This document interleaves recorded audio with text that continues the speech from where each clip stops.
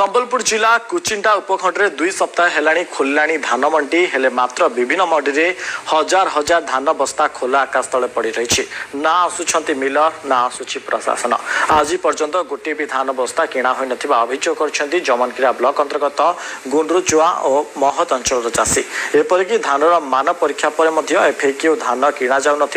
गुरुतर अभियोग नहीं कुचिंटा उपजिलापाल द्वारस्थ होती चाषी मैंने गुंड्रुचुआ मंडी में धान किणवाई 17टी मिल को ट्याग करा बेले कौन मिलर किंबा ट्रक आसुनथिबा चाषी माने अभियोग करिसेंती। एपटे महदा अंचल में हाथीर उपद्रव रही धान बस्ता गुड़ी को सुरक्षित रखापी हाथी पल को घोड़ेवा सह अधिक लाइट और वर्षा रखापी नुआ तारा पोलिन जोगेवाई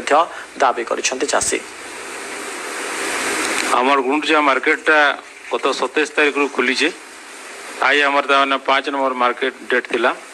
और मार्केट रे प्राय 6000 पकेट धान आसी सारलान आज तक गोटे बस्ता भी धान नुहे उठे से एफएक्यू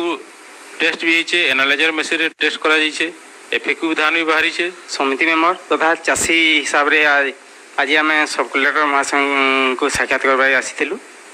आमर मंडीर समस्या होछे 2 सप्ताह हाराहारी 2000 बस्ता धान मंडी अच्छे किंतु आज जाए तार किसी व्यवस्था है जेन पॉलिथिन गुड़ाक भी देछन सेरा सब फटाटा कार्य आसुनी। तारपरे मुख्य समस्या रहला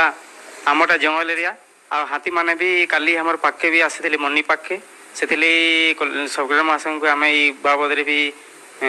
आर्गुमेंट करलु से भी कहले निश्चित भाव में आम फॉरेस्ट डिपार्टमेंट के जनईकिना से व्यवस्था करा 5 दिन पर मिला निखोज महिला